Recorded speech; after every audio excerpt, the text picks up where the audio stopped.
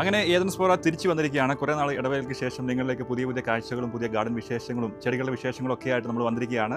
അപ്പോൾ നമുക്കറിയാം നിങ്ങൾ ഏറെയധികം മിസ് ചെയ്തിട്ടുണ്ട് നമ്മുടെ വീഡിയോസുകളും കാര്യങ്ങളൊക്കെ ആയിട്ട്. നമുക്ക് പല മെസ്സേജുകളിലൂടെയും അതുപോലെ വാട്സാപ്പിലൂടെയൊക്കെ നമുക്ക് അറിയാൻ കഴിയുന്നുണ്ട്. കുറേ ജോലി തിരക്കുകളും കുറേ നെറ്റിൻ്റെ കുറേ കണക്ടിവിറ്റി ഇഷ്യൂ ഒക്കെ ഉള്ളതുകൊണ്ടാണ് നമുക്ക് വീഡിയോ കണ്ടിന്യൂസ് നിങ്ങൾക്ക് അപ്ലോഡ് ചെയ്യാൻ പറ്റാതിരുന്നത്. അപ്പോൾ എന്താണെങ്കിലും നമ്മളൊരു പൂർവാധികം ശക്തിയോടെ തിരിച്ചു വന്നിരിക്കുകയാണ്. അപ്പോൾ ഇനി നിങ്ങൾ കാണാൻ പോകുന്ന കാഴ്ചകളൊക്കെ വളരെ ഇൻട്രസ്റ്റിംഗ് ആയിരിക്കും.